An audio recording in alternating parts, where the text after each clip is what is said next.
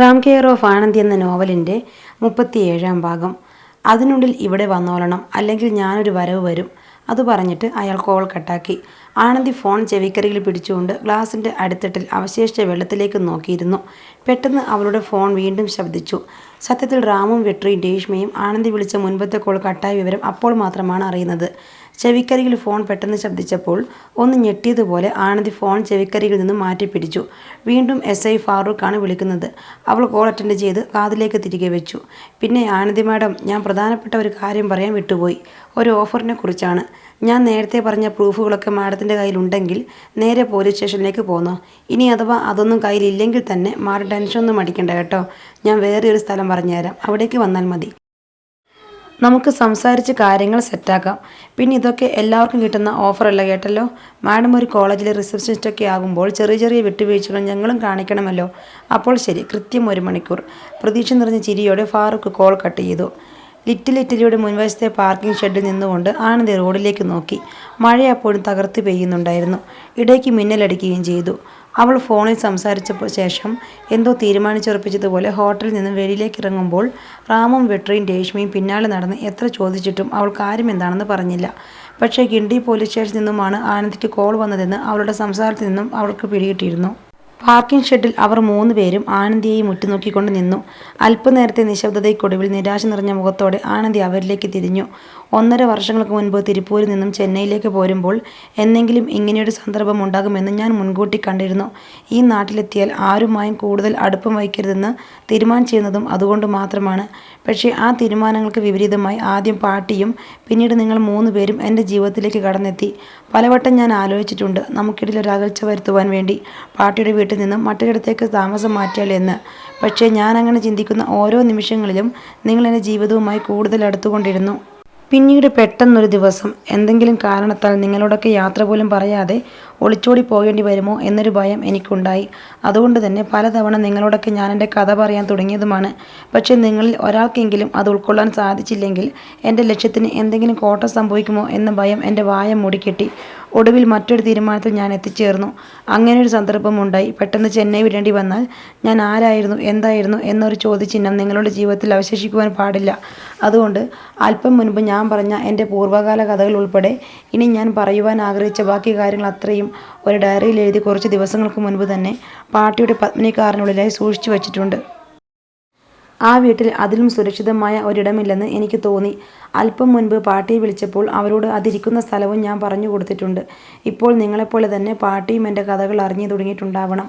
ഇവിടെ നിന്ന് നിങ്ങൾ വീട്ടിലേക്ക് തിരികെ പോയതിനു ശേഷം എന്നെക്കുറിച്ച് ബാക്കി അറിയുവാനുള്ള കാര്യങ്ങൾ കൂടി ആ ഡയറിയിൽ നിന്നും വായിച്ചറിയണം. അത് കഴിഞ്ഞാൽ ഉടനെ അത് നശിപ്പിച്ച് കളയുകയും ചെയ്യണം. ഇല്ലെങ്കിൽ സമാധാനപരമായി ജീവിക്കുന്ന പലരുടെയും ജീവിതത്തെ അത് ബാധിച്ചേക്കും. ആകെ മുരടിച്ചു പോയ എൻ്റെ മനസ്സിൽ വീണ്ടും സ്നേഹം കുത്തി നിറച്ചതും ജീവിതം വീണ്ടും നിറമുള്ളതാക്കിയതും നിങ്ങളൊക്കെയാണ്. നിങ്ങൾ 3 പേരെയും പാട്ടിയെയും എനിക്ക് ജീവനുള്ള കാലം അത്രയും ഞാൻ മറക്കില്ല. ഇനി ഒരുപക്ഷെ ഇതൊക്കെ പറയുവാൻ ഒരവസരം ഉണ്ടായില്ലെങ്കിലോ? അപ്പോൾ ശരി, ഞാൻ ആ SIയുടെ അടുത്തേക്ക് പോവുകയാണ്. അവൾ പറഞ്ഞത് കേട്ടപ്പോൾ അവർ 3 പേരും ഒരുപോലെ ഞെട്ടിപ്പോയി. അത് ശ്രദ്ധിക്കാതെ ആനന്ദി ഫോൺ എടുത്ത് SI ഫാറൂഖിൻ്റെ നമ്പർ ഡയൽ ചെയ്തു. ആദ്യത്തെ ബെല്ലിൽ തന്നെ അയാൾ കോൾ എടുത്തു. ഹലോ ആനന്ദി മാഡം, എന്താണ് പറയൂ, അയാൾ പരിഹാസത്തോടെ സംസാരിച്ചു. സാർ, താങ്കൾ വെച്ച ഓഫർ സ്വീകരിക്കുന്നു. ഞാൻ എങ്ങോട്ട് വരണം? വാവ്, സൂപ്പർ ബേബി, വളരെ നല്ല തീരുമാനം, ഐ ലൈക്ക് ഇറ്റ്. ഞാൻ എങ്ങോട്ടാണ് വരേണ്ടത് സാർ? ആനന്ദി വീണ്ടും ചോദിച്ചു. ആഹാ, എന്നെക്കാൾ ധൃതി നിനക്കാണല്ലോ. അതും ഐ ലൈക്ക് ഇറ്റ്. ഗിണ്ടിയിൽ കത്തിപ്പാറ ബ്രിഡ്ജിൻ്റെ എൻഡിൽ റൈറ്റ് സൈഡിലായി ഒരു പഴയ ഗോഡൗൺ ഉണ്ട്. അവിടെയാകുമ്പോൾ വേറെ ആരുടെയും ശല്യം ഉണ്ടാവില്ല, നമ്മൾ മാത്രം. നീ അവിടേക്ക് വാ. സ്ഥലം അറിയില്ലെങ്കിൽ പ്രശ്നമില്ല, ഞാൻ വന്നു കൂട്ടാം. വേണ്ട സാർ, ആ ഗോഡൗൺ എനിക്കറിയാം. ഇപ്പോൾ സമയം 11 മണിയായില്ലേ? എനിക്ക് അങ്ങോട്ടെത്താൻ അരമണിക്കൂർ മതിയാവും. സാർ, സമയം കണക്കാക്കി അങ്ങോട്ടേക്ക് പോര്, അവൾ പറഞ്ഞു. Good girl. പിന്നെ പറ്റിയാൽ നീ വരുമ്പോൾ സാരി ഉടുത്തു വാ. മോഡേൺ ഡ്രസ്സൊന്നും എനിക്കിഷ്ടമല്ല. ഒരു വഷളം ചിരിയോടെ അയാളത് പറഞ്ഞപ്പോൾ ആനന്ദി കോൾ കട്ടാക്കി. നീ എന്തിനുള്ള പുറപ്പാടാ? ആ കോൾ കട്ടായത് റാം ദേഷ്യത്തോട് ചോദിച്ചു. ഞാനിപ്പോൾ ഇത് ചെയ്തില്ലെങ്കിൽ ഈ വിഷയം എന്നെ മാത്രമല്ല പാർട്ടിയെയും നിങ്ങളെയും ഉൾപ്പെടെ ഞാനുമായി ബന്ധപ്പെട്ട പലരെയും ബാധിക്കും, അവൾ തീരുമാനിച്ചുറപ്പിച്ചതുപോലെ പറഞ്ഞു.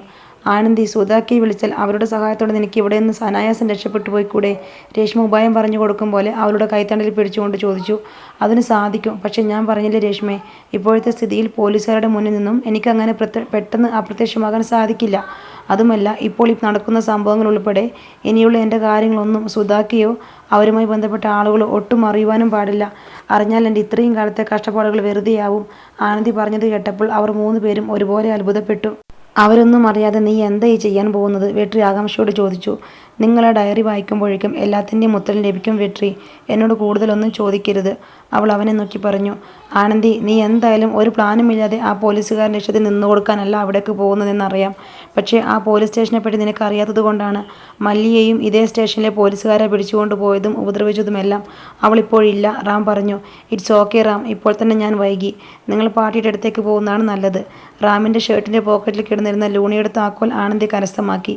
ആനന്ദി പ്ലീസ്. പോക്കറ്റിൽ നിന്ന് താക്കോലെടുത്ത് തിരിയാൻ തുടങ്ങിയ അവളുടെ കയ്യിൽ റാം ബലമായി പിടിച്ചു. ഒരു നിമിഷം അവൾ അവൻ്റെ കണ്ണുകളിലേക്ക് മാറി മാറി നോക്കി. റാമിൻ്റെ കണ്ണുകളിൽ നിന്നും തന്നെ വിട്ടു പോകരുത് എന്നൊരു ദയനീയ ഭാവം ആനന്ദി തിരിച്ചറിഞ്ഞു. അവനെ നോക്കി ഒന്ന് പുഞ്ചിരിച്ച ശേഷം അവൾ അവൻ്റെ കൈ തൻ്റെ കയ്യിൽ നിന്നും വിടുവിച്ചിട്ട് ലൂണിയുടെ അടുത്തേക്ക് നടന്നുപോയി. ആനന്ദി വണ്ടിയെടുത്ത് മഴയിലേക്ക് ഇറങ്ങുമ്പോൾ റാമിൻ്റെയും വെട്രിയുടെയും രേഷ്മയുടെയും ഹൃദയമിടിപ്പ് ഒരുപോലെ വർദ്ധിച്ചു. മഴയിലും ഇടിമിന്നലിലും കറണ്ട് പോയെങ്കിലും ഒരു മെഴുകുതിരി കത്തിച്ചു വെച്ച് പാട്ടി ആനന്ദിയുടെ ഡയറി വായിച്ചു കൊണ്ടിരുന്നു. ഇടയ്ക്ക് കണ്ണുകൾ നിറഞ്ഞപ്പോൾ മാത്രമാണ് അവർ വായന ഒന്ന് നിർത്തിയത്. ആനന്ദി കടന്നു വന്ന ഓരോ കനൽ വഴികളും അവരുടെ കൺമുന്നിലൂടെ കടന്നു പോകും പോലെ പാട്ടിക്ക് തോന്നി. ആ കാര്യങ്ങളൊക്കെ തന്നോടവൾ നേരിട്ടാണ് പറഞ്ഞിരുന്നുവെങ്കിൽ താൻ കരഞ്ഞ് പാതിയിൽ അവളെക്കൊണ്ട് സംസാരം നിർത്തിച്ചേനെ എന്നവർ ചിന്തിച്ചു. കണ്ണുകൾ ഒന്ന് അമർത്തി തുടച്ചിട്ട് കണ്ണാടി തിരികെ എടുത്തു വെച്ച ശേഷം അവർ വായന തുടർന്നു. തിരുപ്പൂരിൽ വച്ച് സുധാക്കയുടെ നിർബന്ധപ്രകാരം ഞാൻ തുണിമില്ലിൽ ജോലിക്ക് പോകുന്നത് നിർത്തിയിട്ട് അവിടെ തന്നെയുള്ള ഒരു സ്ഥാപനത്തിൽ കമ്പ്യൂട്ടർ കോഴ്സ് പഠിക്കുവാനായി ചേർന്നു. അവിടെ വച്ചായിരുന്നു യാതൊരുവിധ ലക്ഷ്യവുമില്ലാതെ ഒച്ചിഴമ്പുകൾ നീങ്ങിക്കൊണ്ടിരുന്ന എൻ്റെ ജീവിതത്തിൽ വലിയൊരു വഴിത്തിരിവ് സംഭവിച്ചത്. ഒരു ദിവസം ക്ലാസ് കഴിഞ്ഞ നേരത്ത് ഇൻ്റർനെറ്റിൽ ഓരോന്നും നോക്കുന്നതിനിടയിൽ ശ്രീലങ്കൻ യുദ്ധത്തെക്കുറിച്ച് ആ സമയത്ത് അവിടെ ഉണ്ടായിരുന്ന ഒരു ഫോട്ടോഗ്രാഫറുടെ അനുഭവങ്ങൾ പങ്കുവയ്ക്കുന്ന ഒരു ഓൺലൈൻ ആർട്ടിക്കിൾ എൻ്റെ ശ്രദ്ധയിൽപ്പെട്ടു. ആ ആർട്ടിക്കിളിൽ അയാളുടെ അനുഭവങ്ങൾക്കൊപ്പം യുദ്ധസമയത്തെടുത്ത ഒരുപാട് ചിത്രങ്ങളും ഉണ്ടായിരുന്നു. 8 വർഷം മുൻപുള്ള യുദ്ധകാലത്തെ ഓരോ ചിത്രങ്ങളും എന്നെ വീണ്ടും വീണ്ടും ശ്രീലങ്കയിലേക്ക് കൂട്ടിക്കൊണ്ടുപോയി. പീഡകൾ അനുഭവിക്കുന്ന നിസ്സഹായവരുടെ മുഖങ്ങൾ ഓരോ മൗസ് ക്ലിക്കിലും എൻ്റെ കൺമുന്നിലൂടെ തെന്നിമാറി. പക്ഷേ ആ ചിത്രങ്ങളുടെ കൂട്ടത്തിൽ ഒരു ചിത്രത്തിൽ മാത്രം എൻ്റെ കണ്ണുകൾ ഉടക്കി നിന്നു. വർദ്ധിച്ച നെഞ്ചിടിപ്പോടെ അതിൻ്റെ അടിക്കുറിപ്പ് ഞാൻ വായിച്ചു. യുദ്ധസമയത്ത് ബോട്ടിൽ രക്ഷപ്പെടുന്നവർ. ബോട്ടിൽ ഭയന്ന മുഖവുമായിരിക്കുന്ന സ്ത്രീകളുടെയും കുട്ടികളുടെയും കൂട്ടത്തിൽ എൻ്റെ അനുജൻ രാജയെ ഞാൻ കണ്ടു. കമ്പ്യൂട്ടർ സ്ക്രീനിൽ നോക്കി ഏങ്ങലടിച്ച് ഞാൻ കരഞ്ഞു. ആ നിമിഷത്തിൽ അത് സന്തോഷം കൊണ്ടാണോ സങ്കടം കൊണ്ടാണോ എന്നതിൽ എനിക്ക് ഇപ്പോഴും തിട്ടമില്ല. എന്നേക്കുമായി നഷ്ടപ്പെട്ടു പോയ എൻ്റെ കുഞ്ഞനുജൻ യുദ്ധത്തിൽ മരണപ്പെട്ടിട്ടില്ലെന്ന സത്യം എന്നെ സംബന്ധിച്ചിടത്തോളം ജീവിതത്തിൽ വെച്ച് എനിക്ക് ലഭിക്കാവുന്ന ഏറ്റവും വലിയൊരു സന്തോഷ വാർത്തയായിരുന്നു. എങ്കിലും ആ വിവരം തൽക്കാലം ഞാൻ ആരോടും പറഞ്ഞിട്ടില്ല. ആർട്ടിക്കിളിൽ പറയുന്ന ഫോട്ടോഗ്രാഫറുടെ പേര് അമൃതദാസ് എന്നായിരുന്നു. അയാളുമായി ബന്ധപ്പെടാൻ എന്തെങ്കിലും വഴികളുണ്ടോ എന്ന് ഞാൻ അന്വേഷിച്ചു. കാരണം ആർട്ടിക്കിളിൽ പറയുന്നത് വെച്ച് ആ ഫോട്ടോഗ്രാഫറും യുദ്ധസമയത്ത് ഒരു ബോട്ടിൽക്കാർ രക്ഷപ്പെട്ട ഒരുവനായിരുന്നു. രാജ ഉൾപ്പെടെ ബോട്ടിലെ ഫോട്ടോകൾ അയാൾ ബോട്ടിലിരുന്ന് തന്നെ എടുത്തവയായിരുന്നതിനാൽ അവരെല്ലാം ഒന്നിച്ചായിരിക്കണം കടൽ കടന്നിട്ടുണ്ടാവുകയെന്ന് ഞാൻ ഊഹിച്ചു. ഒടുവിൽ ഓൺലൈൻ ആർട്ടിക്കിൾ പ്രസിദ്ധീകരിച്ച തീയതിയൊക്കെ വെച്ച് ആർട്ടിക്കിൾ പ്രസിദ്ധീകരിച്ച ഓൺലൈൻ മാധ്യമത്തിന് ഫോൺ മുഖേന ഞാൻ ബന്ധപ്പെട്ടു. അയാളുടെ ഫോൺ നമ്പറൊന്നും അവരുടെ പക്കൽ ഉണ്ടായിരുന്നില്ല. പക്ഷേ അയാളുടെ ഇമെയിൽ ഐ ഡി എനിക്കവർ തന്നു. ഒടുവിൽ മറ്റാരെയും ആശ്രയിക്കാതെ കള്ളപ്പേരിൽ ഞാനൊരു ഇമെയിൽ ഐ ഡി ആരംഭിച്ചു. ശേഷം അയാളുടെ മെയിൽ ഐ ഡിയിലേക്ക് ഒരു മെസ്സേജ് അയച്ചു. ആ മെസ്സേജിൽ എന്നെക്കുറിച്ചും രാജയെക്കുറിച്ചും കാര്യമായി തന്നെ പറയുകയും പിന്നെ അയാളെടുത്ത ആ ഫോട്ടോയിൽ രാജയെ അടയാളപ്പെടുത്തുകയും ചെയ്തിട്ടുണ്ടായിരുന്നു. പിന്നീടുള്ള ദിവസങ്ങൾ കാത്തിരിപ്പിൻ്റേതായിരുന്നു. ഓരോ ദിവസവും കമ്പ്യൂട്ടർ ക്ലാസ്സിൽ വന്നാലുടൻ ഞാൻ എൻ്റെ വ്യാജ മെയിൽ ഐ ഡി പരിശോധിച്ചു കൊണ്ടിരുന്നു. അമൃതദാസ് എന്തെങ്കിലും മറുപടി നൽകാനായി ക്ലാസ്സിലേക്ക് വരും മുൻപ് എല്ലാ ദിവസവും ഞാൻ കോവിലിൽ പോയി കരഞ്ഞു പ്രാർത്ഥിച്ചു. ഒടുവിൽ പ്രതീക്ഷകൾ അവസാനിച്ചു തുടങ്ങിയപ്പോൾ മറ്റു വഴികൾ നോക്കുവാനായി സുധാക്കിയോട് ഒരു വട്ടം രാജയുടെ കാര്യം പറഞ്ഞു തുടങ്ങിയതും കൂടുതലൊന്നും പറയാൻ സമ്മതിക്കാതെ അക്ക എന്നോട് ക്ഷോഭിച്ചു.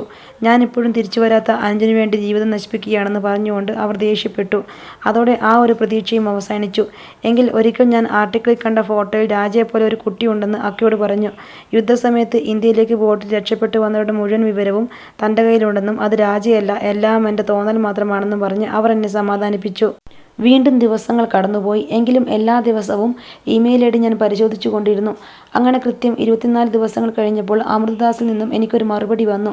രാജ എന്നൊരു ബാലൻ അവർക്കൊപ്പം ബോട്ടിലുണ്ടായിരുന്നുവെന്ന് അയാൾ ഉറപ്പിച്ചു പറഞ്ഞു. അവർ സഞ്ചരിച്ച ആ ബോട്ട് പോയത് ഇന്ത്യയിലേക്കായിരുന്നില്ല. ദിവസങ്ങളോളം കടലിലൂടെ സഞ്ചരിച്ച ആ ബോട്ട് പോയത് ഓസ്ട്രേലിയയിലേക്കായിരുന്നു. ആ രാജ്യത്തിൻ്റെ തന്നെ ഭാഗമായ ക്രിസ്മസ് ദ്വീപിലേക്ക് എത്തിയതിനു ശേഷം എല്ലാവരും പോലീസിന് കീഴടങ്ങിയെന്നും പിന്നീട് പലരെയും പല അഭയാർത്ഥി ക്യാമ്പുകളിലേക്ക് മാറ്റിയതിനാൽ ഒപ്പം വന്നവരെപ്പറ്റി വിവരങ്ങളൊന്നും അറിയില്ലെന്നും അയാൾ പറഞ്ഞു. ബോട്ട് യാത്രയിൽ മറ്റു കുട്ടികൾ ഉറങ്ങുമ്പോൾ രാത്രിയിൽ ഉറങ്ങാതെയിരുന്ന് നക്ഷത്രങ്ങളെ നോക്കി ശബ്ദമുണ്ടാക്കാതെ കരയുന്ന ആ ബാലനെ താൻ ഇന്നും ഓർക്കുന്നുവെന്ന് അയാൾ പറഞ്ഞു. ഓസ്ട്രേലിയയിൽ കുടിയേറ്റ നിയമപ്രകാരം അങ്ങനെ വരുന്നവരെ 3 മാസം സെല്ലിൽ പാർപ്പിച്ചതിന് ശേഷം റിലീസ് ചെയ്യുകയാണ് പതിവ്. പക്ഷേ അങ്ങനെ റിലീസായാൽ ഒരു 6 വയസ്സുകാരൻ അതുപോലൊരു രാജ്യത്ത് എങ്ങോട്ടേക്ക് പോകാനാണ്? അത്രയും അറിഞ്ഞതോടുകൂടി പിന്നീടുള്ള എൻ്റെ രാത്രികൾ ഉറക്കമില്ലാത്തതായി മാറി.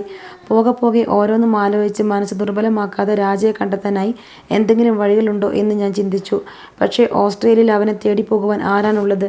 ഒടുവിൽ മറ്റു മാർഗങ്ങളില്ലാതെ ആ ഫോട്ടോഗ്രാഫറോട് രാജയെപ്പറ്റി അന്വേഷിക്കാൻ ഞാൻ അഭ്യർത്ഥിച്ചുവെങ്കിലും യുദ്ധസമയത്ത് കുടുംബവുമായി ഓസ്ട്രേലിയ എത്തിപ്പെട്ട അയാൾ ജീവിതം തള്ളി നീക്കുവാൻ കഷ്ടപ്പെടുന്ന ഒരുവനായിരുന്നു. എങ്കിലും എൻ്റെ മാനസികാവസ്ഥ മനസ്സിലാക്കി കുടിയേറ്റക്കാരുടെ ഷെൽട്ടർ ഹോമുകളിൽ അയാൾ ഒരു അന്വേഷണം നടത്തി നോക്കി. പക്ഷേ അവിടെയെങ്ങും അവനുണ്ടായിരുന്നില്ല. ഒടുവിൽ അയാൾ തന്നെയാണ് മറ്റൊരു മാർഗം എനിക്ക് പറഞ്ഞു തന്നത്. ഇന്ത്യയുടെ പല ഭാഗങ്ങളിൽ നിന്നും രഹസ്യമായ ബോട്ടുകളിൽ മറ്റുള്ള രാജ്യങ്ങളിലേക്ക് ആളുകളെ കടത്താറുണ്ടത്രേ. പക്ഷേ അതൊരു പരീക്ഷണം മാത്രമാണ്. 1.5 മാസത്തോളം നീളുന്ന ആ കടൽ യാത്രയിൽ എന്തും സംഭവിക്കാം. ഓരോ രാജ്യത്തേക്ക് പോകുന്നതിന് വ്യത്യസ്തമായ തുകയാണ് ബോട്ടുകാർക്ക് കൊടുക്കേണ്ടത്. എനിക്ക് ഓസ്ട്രേലിയയിലേക്ക് വരുവാൻ താല്പര്യമുണ്ടെങ്കിൽ അയാൾ അങ്ങനെയുള്ളവരുമായി ബന്ധപ്പെടാമെന്ന് അറിയിച്ചു. അഥവാ അവിടേക്ക് വന്നെത്തിയാൽ രാജയെ കണ്ടെത്താനുള്ള എല്ലാവിധ സഹായങ്ങളും ചെയ്തു തരാമെന്നും അയാൾ പറഞ്ഞു. സ്വന്തമെന്ന് പറഞ്ഞ് ചേർത്ത് പിടിക്കാൻ എനിക്ക് ഈ ലോകത്തിൽ എൻ്റെ അനുജൻ മാത്രമാണ് അവശേഷിക്കുന്നത്. ജീവനോടെ ഒരിടത്തുണ്ടെന്ന് അറിഞ്ഞിട്ടും ഞാൻ അവനെ തേടിപ്പോയില്ലെങ്കിൽ വേറെ ആര് തേടിപ്പോകാനാണ്? ഇന്ത്യയിൽ നിന്നും ഓസ്ട്രേലിയയിലേക്ക് പുറപ്പെടുന്ന ബോട്ടിനെപ്പറ്റി അന്വേഷിക്കുവാൻ ഫോട്ടോഗ്രാഫർ അമർദാസിനെ ഞാൻ ചട്ടം കെട്ടി. രാജയുടെ കാര്യത്തിലുള്ള മനോഭാവം അറിയുന്നതിനാൽ ആ വിവരങ്ങൾ ഒന്നും തന്നെ സുധാക്കയെ അറിയിച്ചതുമില്ല. അഥവാ അറിയിച്ചാൽ തന്നെ അങ്ങനെയൊരു സാഹസത്തിന് മുതിരുവാൻ അവർ എന്നെ ഒരിക്കലും സമ്മതിക്കില്ലെന്ന് എനിക്ക് ഉറപ്പുണ്ടായിരുന്നു. എങ്കിലും ഓസ്ട്രേലിയയിൽ അക്കയ്ക്ക് എന്തെങ്കിലും തരത്തിലുള്ള ബന്ധങ്ങളുണ്ടോ എന്ന് ഞാൻ ഇടയ്ക്ക് വെറുതെ അന്വേഷിച്ചു. ഇല്ലെന്നറിഞ്ഞപ്പോൾ ഞാനെടുത്ത തീരുമാനമാണ് ശരിയെന്ന് എനിക്ക് തോന്നി. അമർദാസിൻ്റെ മെയിലിനായി ഞാൻ വീണ്ടും കാത്തിരുന്നു. അങ്ങനെ ഒരു ദിവസം അയാളുടെ മറുപടി വന്നു. കേരളത്തിൽ മുനമ്പം എന്ന സ്ഥലത്ത് നിന്നും വർഷത്തിൽ 2 തവണ ഓസ്ട്രേലിയയിലേക്ക് ബോട്ട് പോകാറുണ്ടത്രേ. പക്ഷേ അടുത്ത വർഷം പോകണമെങ്കിൽ മുൻപത്തെ വർഷം തന്നെ പണം അഡ്വാൻസ് കൊടുത്ത് ബുക്ക് ചെയ്യണം. എല്ലാം ചേർത്ത് യാത്രാ ചെലവ് മാത്രം 3 ലക്ഷം രൂപയാകും. പിന്നെ കുറച്ച് പണം അമർദാസിനും കൊടുക്കണം. അതവിടെ ചെന്നതിന് ശേഷമുള്ള എൻ്റെ ചെലവുകൾക്കാണ്. പണമിടപാടുകൾ ചെയ്യാൻ എനിക്ക് ബാങ്ക് അക്കൗണ്ടൊന്നുമില്ലെന്ന് പറഞ്ഞപ്പോൾ ഇങ്ങനെയുള്ള കാര്യങ്ങൾ അത്രയും ഇടനിലക്കാർ മുഖേനയാണ് നടക്കുന്നതെന്നും പണം കൈമാറാൻ പറ്റിയ സ്ഥലം പറഞ്ഞാൽ അവർ തേടി വരുമെന്നും അയാൾ പറഞ്ഞു. യാത്രാ ചെലവ് ഉൾപ്പെടെ എല്ലാം കൂടി ചേർത്ത് കുറഞ്ഞത് 5 ലക്ഷം രൂപയെങ്കിലും വേണമായിരുന്നു. കടൽ താണ്ടുവാൻ തീരുമാനിച്ചുറച്ചുവെങ്കിൽ ബോട്ടുകാർക്ക് കൊടുക്കുവാനുള്ള അഡ്വാൻസ് തുക 1 ലക്ഷം രൂപ അമർദാസ് തൽക്കാലം എവിടെ നിന്നെങ്കിലും സംഘടിപ്പിച്ച് കൊടുക്കാമെന്ന് പറഞ്ഞു. എൻ്റെ ചെലവിനുള്ള തുക അയാൾക്ക് കൊടുക്കുന്ന കൂട്ടത്തിൽ അതുകൂടി ചേർത്ത് നൽകിയാൽ മതിയെന്നും പറഞ്ഞു. എന്തുതന്നെയായാലും വൈകിപ്പിക്കാതെ അറിയിക്കാൻ പറഞ്ഞുകൊണ്ട് അയാൾ അവസാനത്തെ മെയിൽ അയച്ചു.